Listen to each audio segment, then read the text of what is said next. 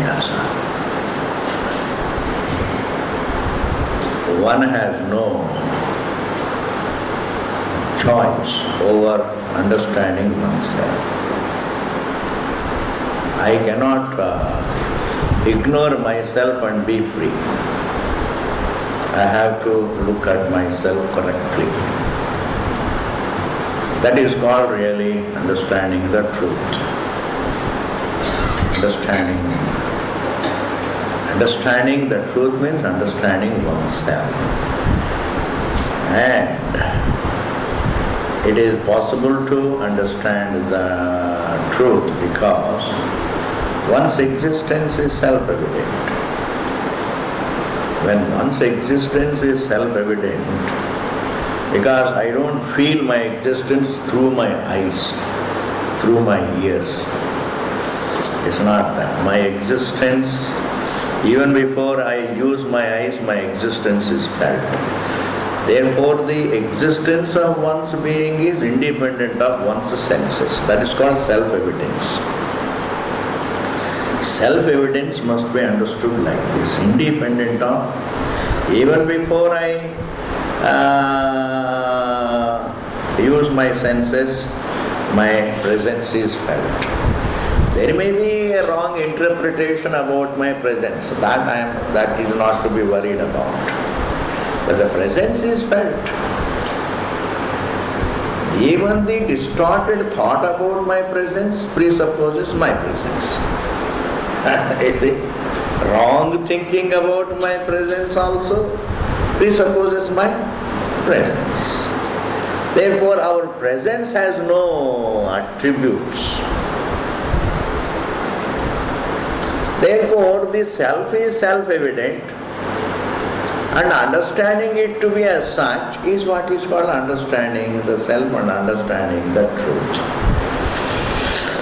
So, one has no choice. Therefore,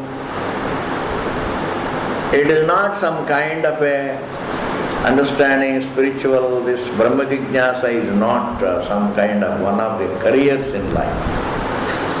Like happiness is not one of the searches. Happiness is what everybody wants, through money, through power, through position, through children, grandchildren, through everything. I want to use the whole creation for my happiness. Therefore, happiness is not one of the goals. Neither it is one of the goals, nor is it the means to something else. Happiness is an end in itself, and it is the final, it is the sole end. It is the sole purpose of breathing. It is the sole purpose of thinking. It is the sole purpose of existing. So if you want to know the purpose of existence, our life, if you want to really, if you are curious about the purpose, if you harp on understanding, if you harp on knowing what is the purpose of our life, well, that is too evident, that's very evident that I use every minute for my happiness, that is the purpose. It need not be debated about, it need not. We are going to have a conference to find out the purpose of life. What is that? We are going to have conference, and we are going to start the conference with snacks and Madrasi coffee. Then in between you will be served lunch. And in the evening at 4 o'clock the conference will be suspended, and then we will have tea. And then by 6 o'clock we will all come to know the purpose of life. Hey, what is all this? What is all these useless things? There is no meaning. Look into your scripture, you get akal, I am telling you. You get akal, and the akal is simple. The purpose of life is evident. And is you want to be happy, that's all. What else is the purpose? Therefore,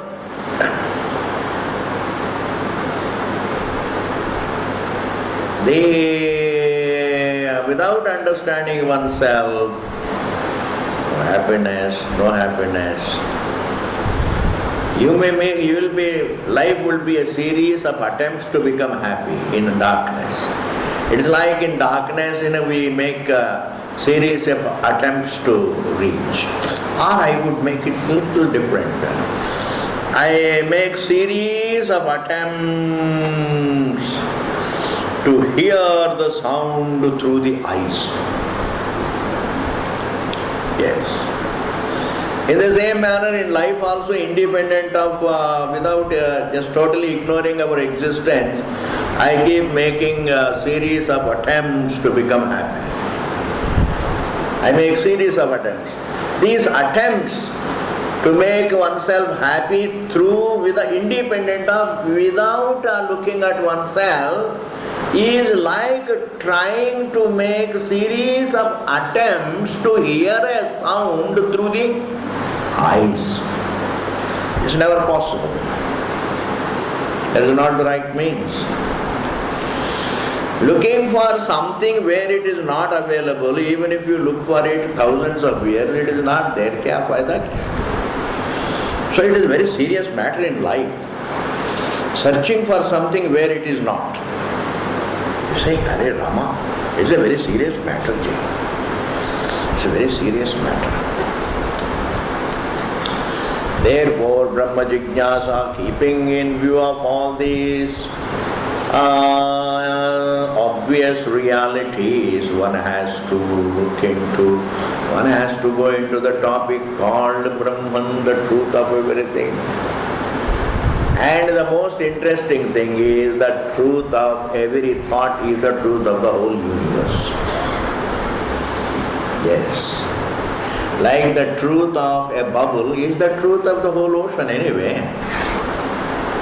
The truth of a bubble is water, and that is the truth of the whole ocean. There is a difference in size, in the dimension of a bubble, in the dimension of a wave, in the dimension of the ocean. Perhaps there is a difference. But in their essence, it is the same. That's very relaxing. The truth in me, the truth that is there behind my thinking is the truth behind all my perceptions. The whole universe. That's very relaxing. I don't have to go anywhere to be happy. I can only look at myself. Therefore, Brahma Jignasa Kartavya.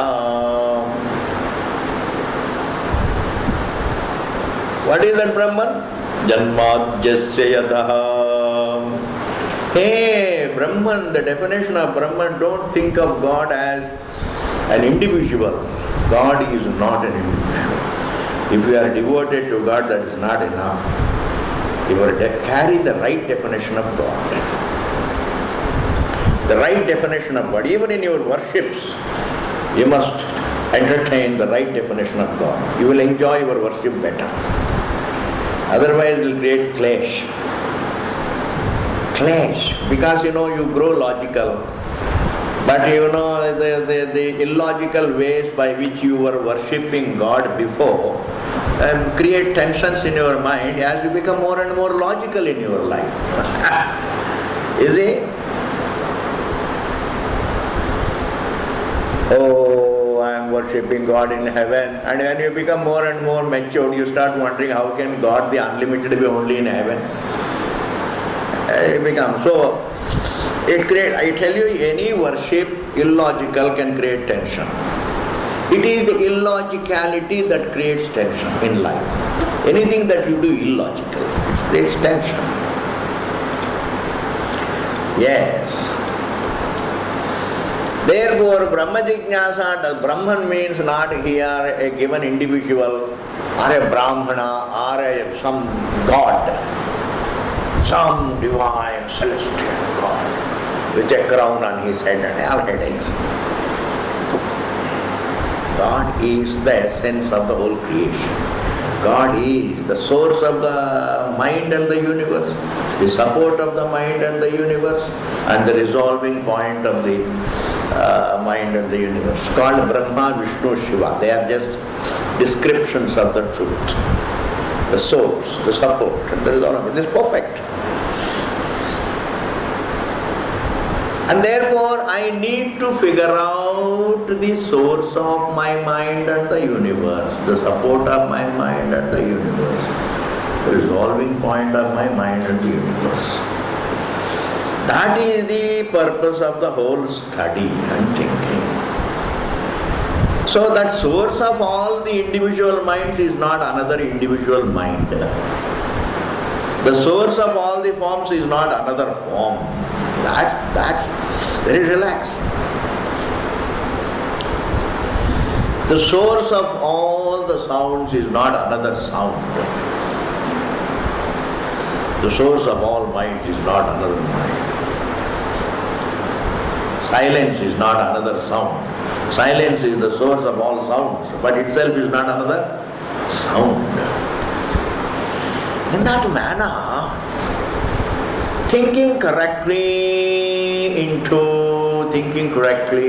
about one's nature is called Brahma Janmadhyasya. That kind of Brahman should be the topic of reflection. In fact, that kind of Brahman should be the topic of worship also. Even worship, the topic of my worship must be done. I must even worship God with the right definition in my mind. Whatever I do, I must carry the right definition. I pray to God that He is the source of my mind and the universe. He is very intimate. Nothing can be more intimate than the truth. Hey Bhagavan. That is what we mean. It is within. Within means intimate. And therefore, for the fire, heat is intimate. Nothing can be more intimate to fire than heat. Yes. Similarly, nothing is more intimate to us than the divinity, the truth, the Lord. So you can pray with that definition, your prayer will be more effective. Yes, I am telling you, it is the right, it is the correctness that creates the result. It is the correctness of praying, the correctness of thinking, the correctness of worship, the correctness of attitude, the correctness of relationship, the correctness of behavior is what is valid, what can give you the result, the peace. It is the incorrectness. You do something incorrectly with great zeal, it's of no use. Zeal, it doesn't produce the right result. Mere zeal. With the great zeal, you do something but wrongly. What is the use of it? With the great zeal, unjustly you attack another country. You destroy your history, your future, the future of the nation. Anything unjust will create problem. It is incorrect. If it is incorrect, it is going to bring unhappiness. Pakka.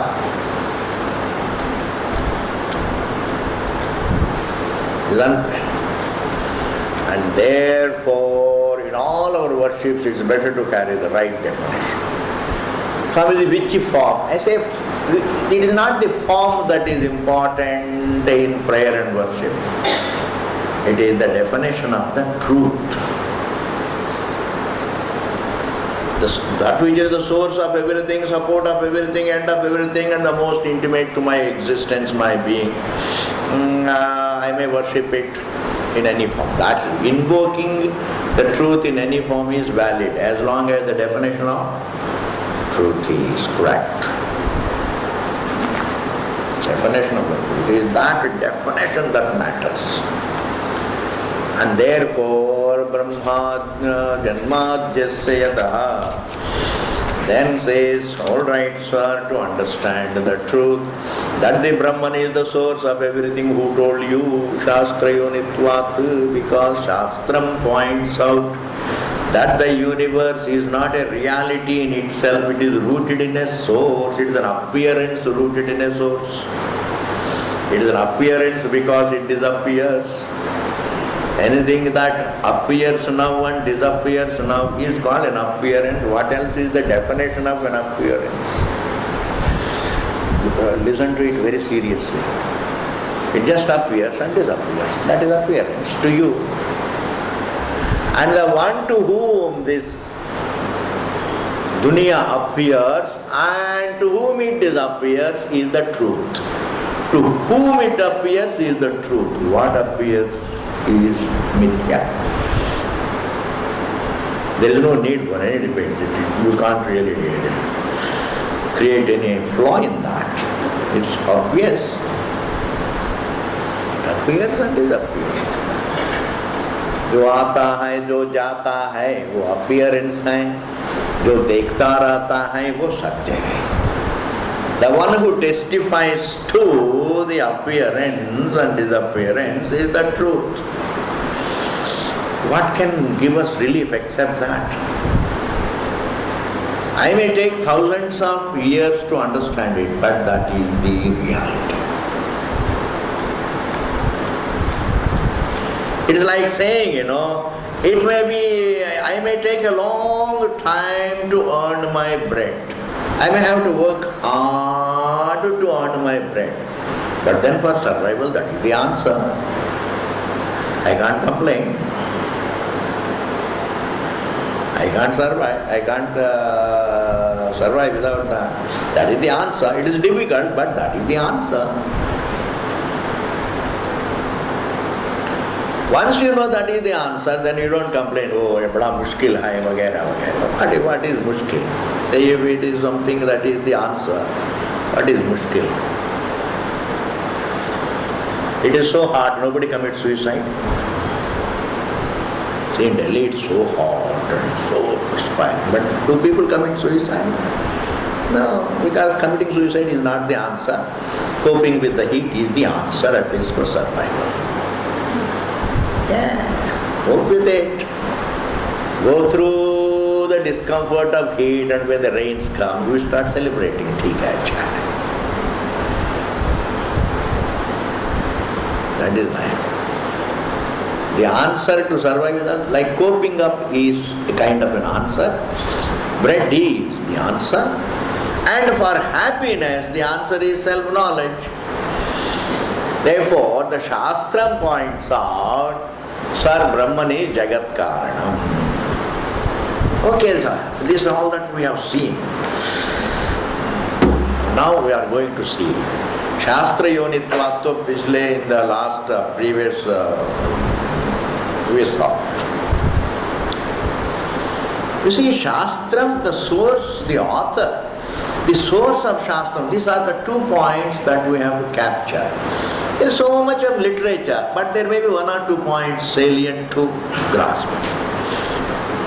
The author of the Shastra is Parameshwara himself.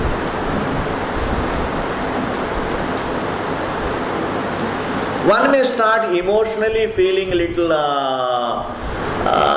tension-ridden. Saying, how is that possible? Bhagavan gave Shastram, maybe human beings in the course of evolution must have written, vagara, vagara. I say, who is a human being? Human being is also Ishvara. The topic of Shastra is not a sense object bus. Shastra talks about something which is not available for senses. It talks about something that is not available for anumanadi, for guesswork. Therefore, man can only write about what is available for his senses. Bas aur kuch nahi hai. He can use his senses and see an object and write about it, or he can infer and write it. But the truth is neither an object of sense perception nor an object of sense perception based inference. Therefore, Human beings cannot invent some method of knowing the truth. They can never know the truth about themselves on their own without being told. Because the mind will always search outside. Man can never be convinced that what he is searching is himself. It's not easy. It's not easy. Being told he doesn't feel convinced, without being told, do you think that he will feel convinced? Even if he turns his attention to himself, he will imagine something in his mind. Again the same thing. Whether you search in the world or you search in your own mind, it is the same thing. Therefore, Ishvara is the Jagat Karanam, because it can never be authored by the Jiva, because Jiva can only author, he can only talk about and write about the objects that he sees through his senses, the laws that he perceives in the world, and the laws that he can infer.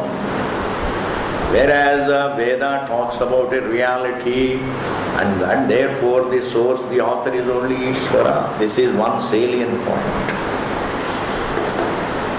Alright, it is like this. How can Ishvara create Veda? I say, who is the author of the senses? Man has not created the senses. Man has not created the universe. So whoever is the author of, whoever is the source of the universe and the senses and the mind, same is the source of the Shabda Pramana. Usme kya hai? Anyway, in Bhagavan the universe becomes manifest. It becomes manifest in my attention. Similarly, Veda also can become manifest in my attention, then I am called a sage.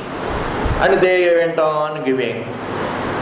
There is nothing contradiction really if one sits down correctly with great patience and listens. There is nothing, there is no contradiction at all, there is no exaggeration at all. Everything manifests in the attention, and Veda also can manifest. And the only thing is the forms are the topic of the senses, whereas what is the topic of the Shabda is not an object of the senses. Therefore it is Anadiji. Ishvara is the Jagat Karanam. Usme koi doubt nahi, this is not debatable.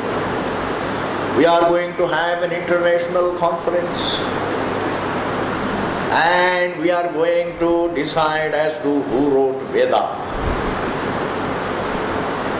And first of all, why did they write at all? And even when we come to know who wrote, then we have to find out who asked them to write, etc. All international conference. Useless. There are a lot of modern thinking which हमको तो बिल्कुल, इसलिए मैंने लाजपत नगर चले गया. अभी कहा कम से कम लाजपत नगर में ये बात करने वाला कोई है ही नहीं. All that they want is parathas and puris and samosas. That is much more interesting than these international conferences. Greater Kailash may go and watch people. They are going to have international conferences. That means nothing. Therefore, it is Anadi. Two things. The source of Veda is Ishvara. The topic of Shastra is Ishvara. Bas itna samjh lena. The topic of the Shastra is Ishvara. The source of it also is Ishvara. Bas. That is Shastra. And people take Shastra very casually. They don't understand. People don't know really. Somehow or other, they don't know. And even those who are so greatly, those who swear by Shastram, says, the great Orthodox community also, they have only Shraddha for Shastra. That is not that they understand. The glory of it they don't know. All that they talk about Shastra means it is something to be, you have to simply have Shraddha. Bas itna hi hai. It is sacrosanct. Like a Christian saying Bible is sacrosanct. Bas itna hi. ये sacred है, उसके बारे में कुछ बोलो. इतना चाहिए. That is nothing. That is not understanding. Just to have Shraddha for the Shastram itself doesn't mean that you know what it means. It is the literature about the truth, yes. उसके लिए तो to understand its glory you have to understand it. Like to understand the validity of the eyes, I must use them. Without using the eyes, I can never know its validity. Similarly, I must understand the Shastram to understand its glory. Therefore, those who also know, those who have great Shraddha for Shastram, they only have Shraddha, nothing more. They great more. They look at themselves as more as the perpetuators or the custodians of that Shastra. It's more like, there is a lot of wealth you have left. Your ancestors have left a lot of wealth.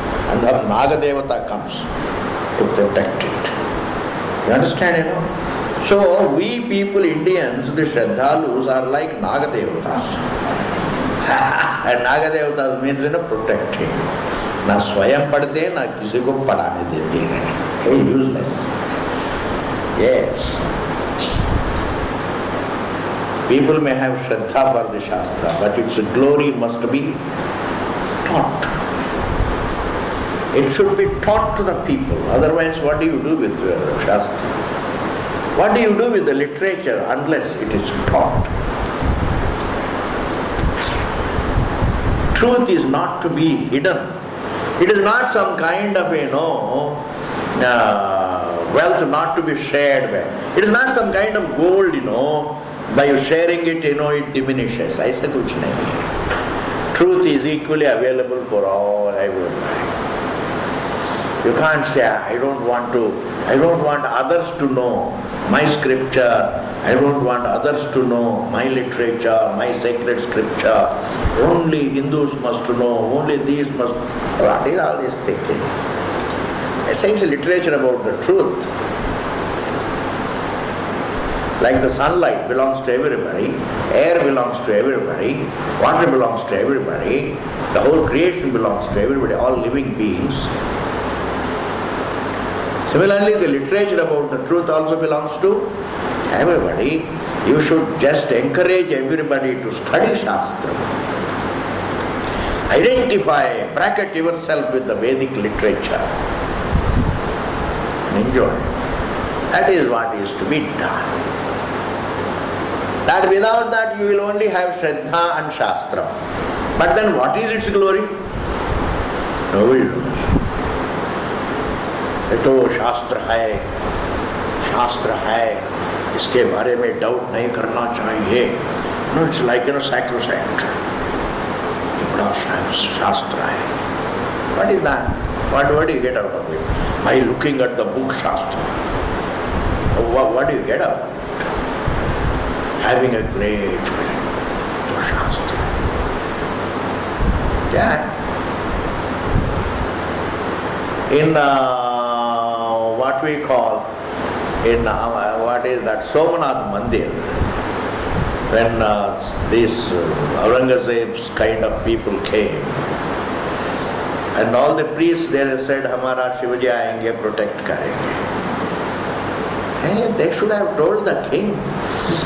Our people also are like this, this Veda, they don't understand the Vedic literature. They say, you must, the land of Vedic literature must be protected from the invaders. Why not? They said, Hamara Bhagwan Somnath Ji will manifest and destroy them. They kept quiet and they all came and broke the idols and took away all the wealth. That simple mere Shraddha doesn't work. You must understand your literature. To be able to protect, to be able to understand, to be able to convey, and to be able to protect even the land in which the literature of truth is available. Yes, it can be. Anybody in the creation can come and study it. It's a land of Brahma Vidya. And if a land of Brahma Vidya is attacked, then you lose the Brahma Vidya. What is the big... what does the Vedic literature say? Say you should protect. You must have the Kshatriya to protect the land of Dharma. What is Kshatriya? Kshatriya is a term that is used by the Vedic literature. So we need dharma, we need artha, we need kama, we need moksha. All the four. Therefore, mere shraddha for this is what I want to convey ji. मेरे को इतना छोटी C point को convey करने के लिए बहुत कुछ बोलना पड़ता है. मेरा दिमाग ऐसा चलता है, मैं क्या करूं? एक छोटी सी बात को करने के लिए I always feel if I tell that छोटी सी बात without going taking you around the world, मुझे लगता है कि आप समझेंगे नहीं, इसलिए I just take you around the world. जब आप थक जाते हैं तब सुन रहे होते हैं. Therefore, what I want to say is mere unquestioning faith doesn't help. Looking into it to find out what it says. Looking into it to find really what is its great glory.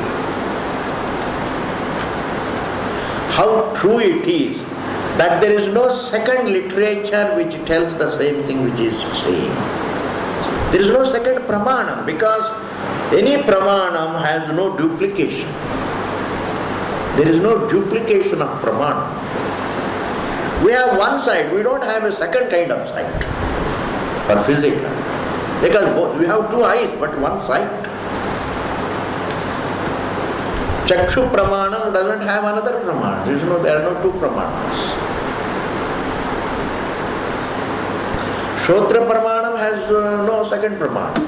Similarly, Shabda pramanam also doesn't have another pramanam. It's only. Therefore, the kind of Vedic literature that we have, a similar literature is not available.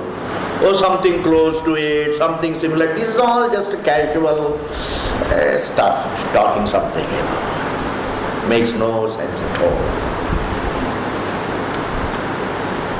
Therefore, Shastra Yonitva, therefore look upon the Shastram as the Pramanam.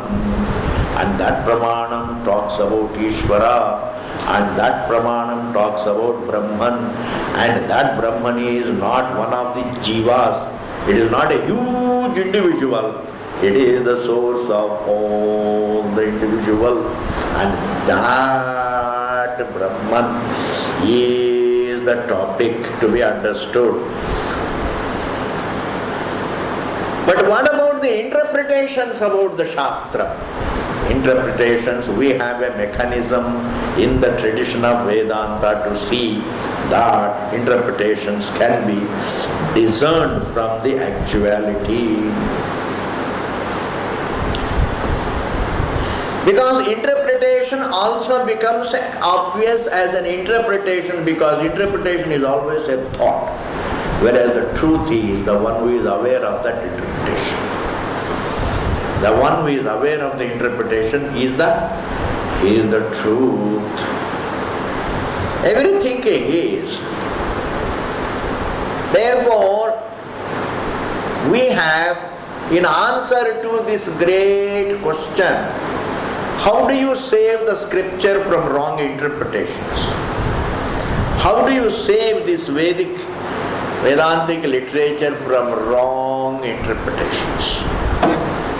For which we say, how do we establish the validity of the Shastra? For which we say, Tattu Samanvayat, the fourth sutra comes. Tattu samanvayat. You can never find out. Shastra may be pramanam. What is its topic you can never find out, because different people can look at it differently, but who can ever know the topic? One Shankaracharya says something, another Shankaracharya may say something, another Acharya may say something, another Acharya may say something. Who knows what is the topic? And even the Patrakaras say simply, what is Hinduism? After all, apna apna marzi, that is called Hinduism. They will say, who said that apna apna marzi? I say, whatever you do, do it in conformity with the truth. That is Hinduism.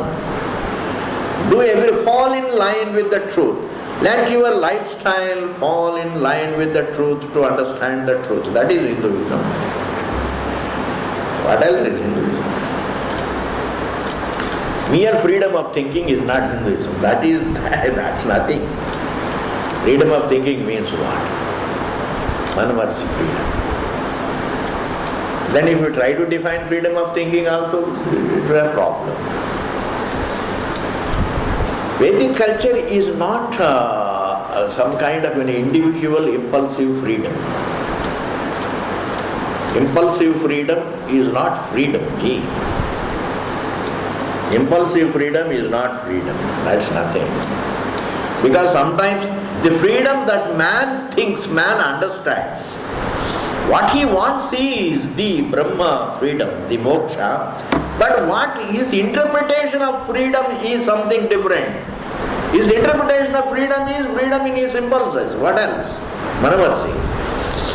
I should be free enough to be angry, I should be free enough to be greedy, I should be free enough to be jealous, I should be free enough to eat what I want, I should be free enough to gumo, I should be free enough to marry any number of times, I should be free enough to divorce, I should be free. Why do you come in the way of my freedom? The Patidev says to his wife, hey, what are you talking? What is your freedom? Vedic culture says in your responsibility lies your freedom. Be responsible, within that responsibility lies your freedom. If you go for freedom at the cost of responsibility, then it is a bondage. Therefore, anyway, anything that you do that prepares you to understand the truth is Hinduism.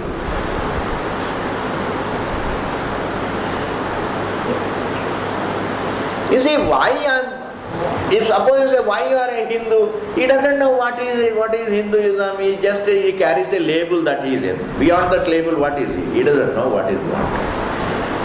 A Christian also carries the label that he is a Christian. Apart from that, what does he know about Christianity? It's all the religion has become a badge, that's all. You carry a badge. Instead of carrying the badge on your shirt, you carry it in your mind. Bas itna hi hai. It is just a badge. Hinduism means really that you do everything step by step, slowly matures you, prepares you. The whole life becomes a leisurely approach to understanding the truth. Instead of rushing to happiness, you use your whole life preparing. Every day you use to prepare yourself to know the truth.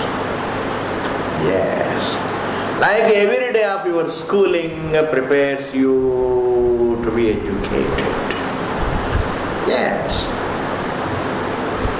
Every day of life it adds to your physical maturity. Similarly, every bit of reflection on the Vedic literature adds to our mental maturity. And effortlessly, without making a move, without going anywhere, the truth which is a bud starts blooming, that's all. The individual discovers, I am not an individual, I am a non-individual truth. It is the individual who has to understand himself slowly. That is Hinduism. Therefore, this variety of definitions. Now people give definition. I am a Hindu because I am a born Hindu. I am a Hindu because we are a non-converting religion. Hey, that is nothing. These are all simple things.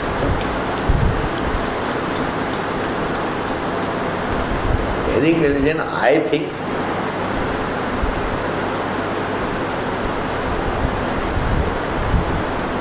you live keeping the topic in mind. You live with the topic. Like, you ask a child, goes to school, and say, why you are a student? Why are you a student? It prepares me to be educated. It educates me about this world. Why are you a Hindu? It educates me about the truth of the world. It educates me about myself. That's all. What else? It educates me. Keeping in view that you are a Hindu. Therefore here now samanvayadhikaranam. Now I am going to do it in a technical way, in a traditional way. Don't get tired. Samanvaya means this. Samanvaya means agreement. An agreement that can't be questioned.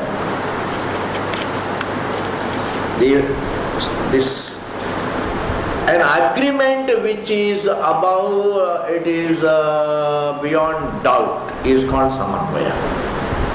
It is an agreement that is not vulnerable to doubts.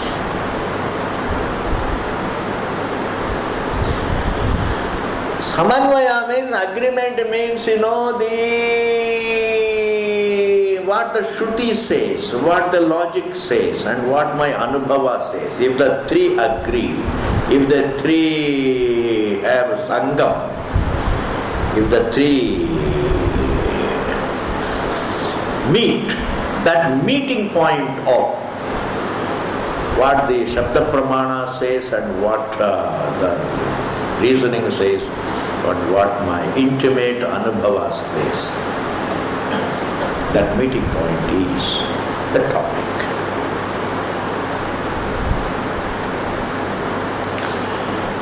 Now over and above that meeting point, if there is something which is the meeting point of the Shabda, the Nyaya and the Anubhava, that is not available for doubting. Shabda all by itself can be doubted, meaning what? I can doubt. मुझे विश्वास नहीं है. जो शास्त्र कहता है मुझे विश्वास नहीं है. Supposing you talk about only your experience and all that, मुझे विश्वास नहीं है. If you talk about only Nyaya, मुझे विश्वास नहीं है. Each by itself is vulnerable. It is available to be doubted. But Anubhava, that is understood in keeping with the Nyaya. Anubhava as conforming to Nyaya, Nyaya as conforming to Anubhava, and Shastram as conforming to the Anubhava, and the Nyaya cannot be questioned. You can't question it. No. Then that is not the realm of doubt. That is not the realm of doubt. Because you can't doubt everything. You can't, as somebody said, you can doubt everything, but you can't doubt the doubter. Up to that, common sense can take you. That's all, that much. ठीक है. It's a great breakthrough. But that itself doesn't mean that is Vedanta. ठीक है, ये थोड़ा बहुत common sense also, after all, is a manifestation of truth. Common sense can take you to that. the great tradition of independent Western philosophy can take you to some side. It is right. You can doubt everything, but the doubter cannot be doubted. That cannot be doubted. Because that will create, if the doubter can be doubted, then the doubt itself becomes invalid. You see? All speculations based on assumptions become invalid because they are all based on assumptions. Like that. If the doubter is doubted, and all the doubts that he doubts also lose their validity. Try to follow.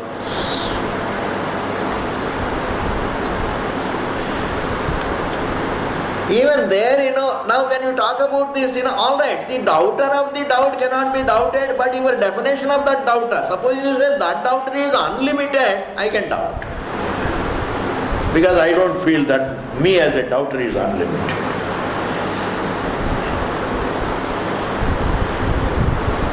All my doubts are limited, and even as the doubter of the doubts also is limited. Kahan unlimited whom I, as even as the doubter.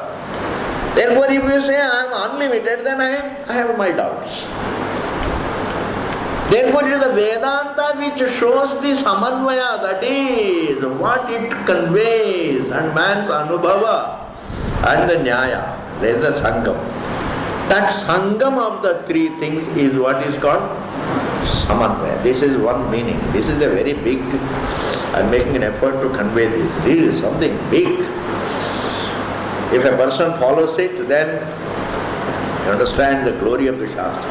Shastram says how there is some, Shastram has samanvaya. Within it is the nyaya, within it is the reference to anubhava. It doesn't speculate. How can you doubt the connotation of the word tvam, thou? Thou is obviously unlimited because if you think a thought, that is not a thou. That is a thought of thou, not thou. If you think of your form, it is a thought of thou, not a thought entertained by thou, not thou. So thou is too big. I equate myself with my own thoughts and then say this is me. Thou is an objectifiable being. You can't doubt it. That thou is unlimited. That thou is the sakshi of the waking and the dream and even the negation of it. Because thou has no particular label. It has no badge. Thou. When I wake up, I remember my yesterday's labels also. And all the labels that I felt yesterday about myself and the labels that I feel today about myself, they're all linked to my thinking that I am this form. The form is gone, reference point is gone. Like, if you are going to a new place, and then you tell the driver, chalo, Swami ji ko milna hai, Lajpat Nagar chalo. Wo Lajpat Nagar, it is like Dronacharya's Chakravyuha. You know Chakravyuha? You go inside, you know how to enter, and afterwards you are lost. No wonder Abhimanyu, we lost Abhimanyu because of that. He was such a big joker, Dronacharya, my God. He was a very big man, big general. Otherwise, to capture Abhimanyu, poor thing. And you enter, then you say, take Swamiji. Ma'am Sahab ji, हमको पता नहीं ये कहाँ है ये लाजपत नगर में स्वामी जी कौन सी जगह रहता है वगैरह पता नहीं. अच्छा वो फ्लाईओवर है ना वो निरूला उधर तक ले जाओ मैं पता कर दूंगा. That is the reference point. That is called. You go there, that brings you to memory all directions. Oh, from here. This is what is called reference point. Very important. It's a landmark. From there you can figure out, oh, this is the nirvana. This is this.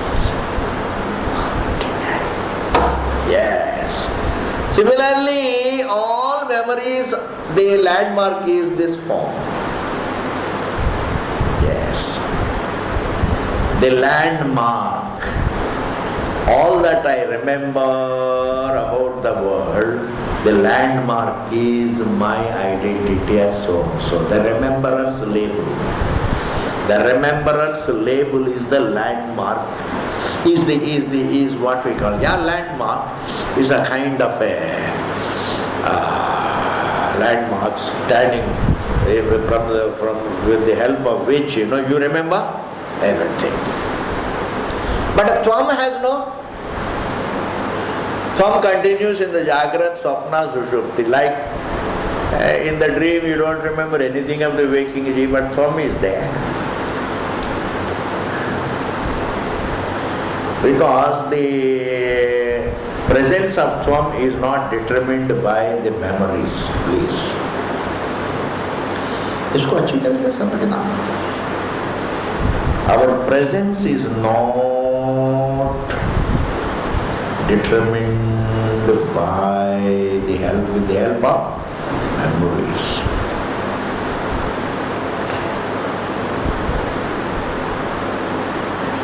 Our presence is not memory related. It is independent of memory. Memory is all based on association. And truth is asanga. Therefore, Tvam is there in Jagrat, Swapna and Sushupti, in life, in death. Tvam doesn't go. And therefore, that of Tvam, Anubhava Sota Siddham, and that is something,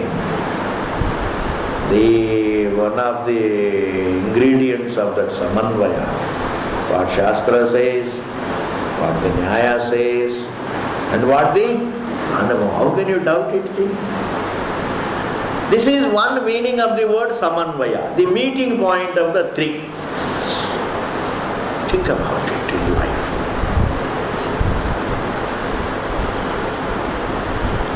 The second meaning of Samanvaya is Samavaiti. It is a very profound thing. Pramanam is not something, Pramanam culminates. It is Avagati Paryantam. Shabda Pramana only talks about the truth and disappears. It culminates in illumining a reality. Like the eyes do not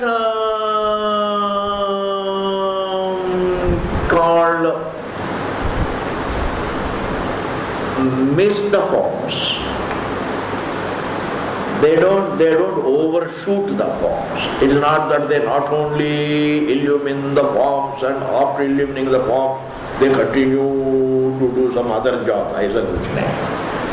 Pramana culminates in illumining the form. Bas. Similarly, Shabda Pramana just culminates in pointing out the truth. So no interpreter can come and say, no, it not only points out the truth, but also it has a second job of what to do after culminating, after knowing the truth, vagara, like all this. They are all dismissed on the definition of Samanvaya. Not only do we, it is not that Vedanta not only illumines the truth and also does something beyond. No, it is over. Like a dream tiger wakes you up and it is gone. With great difficulty, it's a nice example, don't read too much into it, just capture whatever you can and leave it. Like, वो mango है ना, आजकल mango का, वो mango seed होती है, जितना छोटा सा है उसको just you suck it and throw it away, not the whole day keep on sucking it. थोड़ा सा मिठास होती है ना, keep on, उसको इतनी, ऐसे बच्चे लोग होते हैं, वो नीचे गिरता है फिर भी उठा के फिर उसको You understand what I am saying? Go on sucking the mango seed. The same manner, this example, dream tiger. Don't try to look into that example too much. Dream tiger example, just as a dream tiger just wakes you up and it disappears. Similarly, Shastram wakes you up and disappears. And there is no. Beyond pointing out the truth, it is non-existent. It doesn't. Shastram does not enter the truth. Shastram removes the ignorance about it. Dream tiger doesn't enter the waking. Dream tiger removes the dream. It doesn't enter the waking. It doesn't stop you in the waking.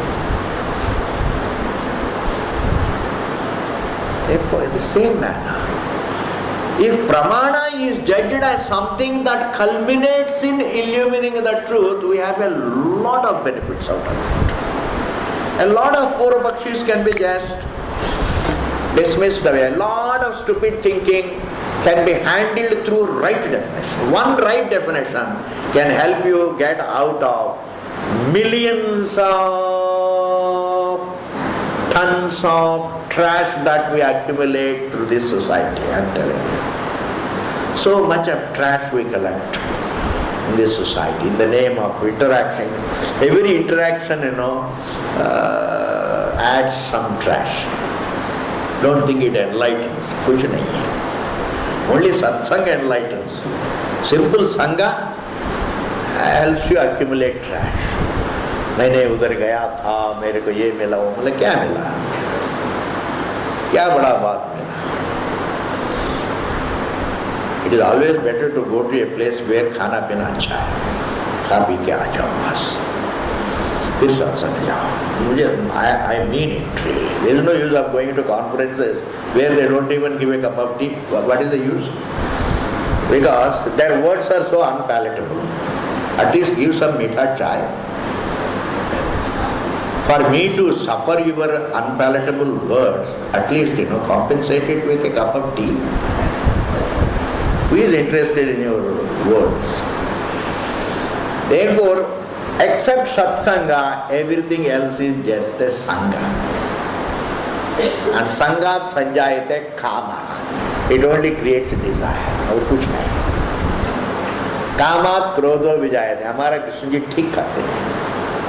संगात संजायते कामः, कामात क्रोधो विजायते, क्रोधात भवति सम्मोहः, सम्मोहात् स्मृति विभ्रमः, स्मृति विभ्रमणात् बुद्धिनाशः, बुद्धिनाशात् प्रणश्यति. Is very good. He is saying sangha never enlightens you. Sangha creates only desire, whereas satsanga enlightens you. India has a great, beautiful tradition, age-old tradition of satsanga. ये सत्संग बड़ी अच्छी चीज है. भजन, कीर्तन, सत्संग, इसमें truth is the topic. What is wrong in that? Instead of these conferences, bhajan is much better. It is better to call for a conference and then really supposing you can't find out any answer, then do bhajan, you will get some answer. Yes. Therefore, a right definition of samanvaya. That samanvaya, Shastram does not go beyond illuminating the truth. Bas.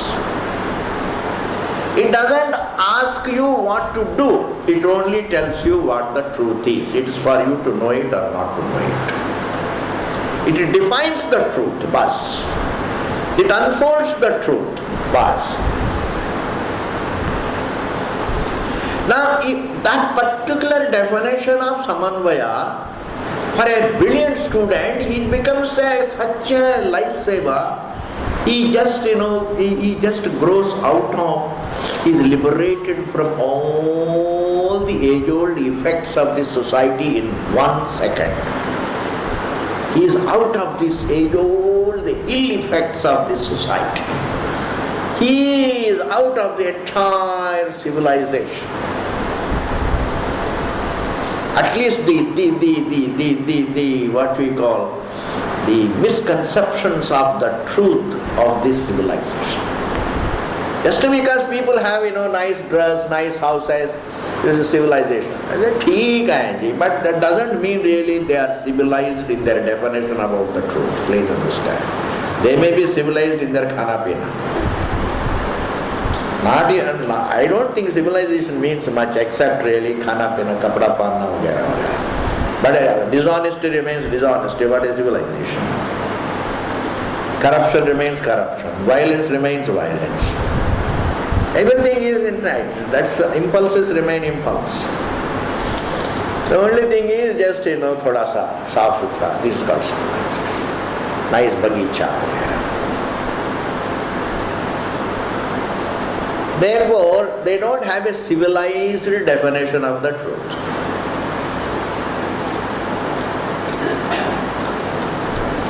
So when you hear a civilized definition of the truth from the Shastra, you are out of time society. You are liberated. You don't have to fight with the society. You don't have to fight with the society. This is exactly what we mean. What we should mean actually. This is what we should understand. That be in the society but above it. Be above it. Be in the society but be above it. Being above the society means just go by the most civilized definition, the right definition of the truth of the Samanvaya as given by Shastra. Go by the Shastra. If you are going by the Shastram, then you are in the society and you are above it.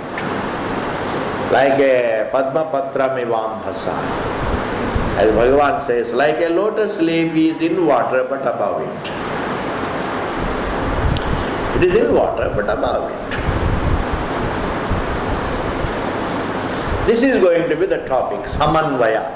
In this, we are not going through any bhashyam and anything. Don't think, Swamiji will be going to uncomfortable elaborations, वगैरह वगैरह. ऐसा कुछ नहीं है. There are some salient points we will see. And then go through the, because this is the longest bhashyam in BRAHMASUTRAS.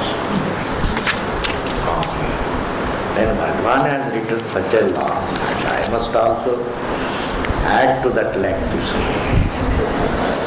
I can't curtail that. I must add to that. Every Swami has to add to it. You see, the patience with which sometimes we have to be very objective. How these people, how much patience they had. How much patience they had to sit and try. And it was not patience, because once this alone is valuable, then the question of patience doesn't arise. Then you don't do anything else but that. Like a mother doesn't have to have any patience to cook food for the children. वहाँ पर patience की बात ही नहीं है.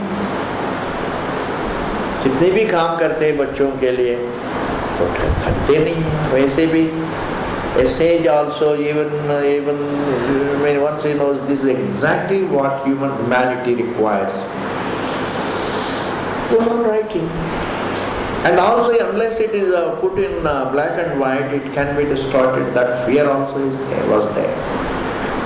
Bhashyakara had the fear that the Shastra can be hijacked. Therefore the entire tradition, the traditional approach, it is not that he wrote commentary on mantra alone.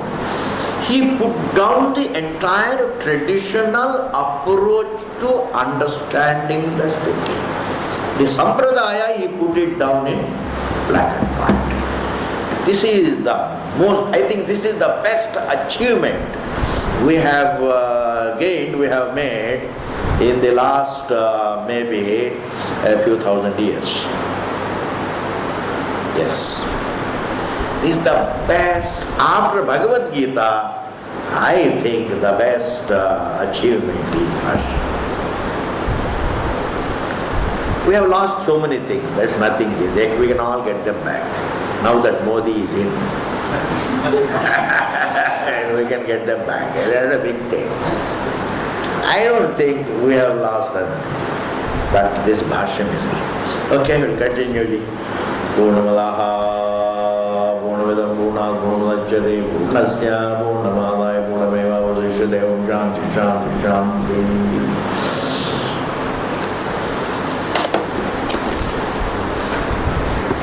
Bhagavan should help this present us government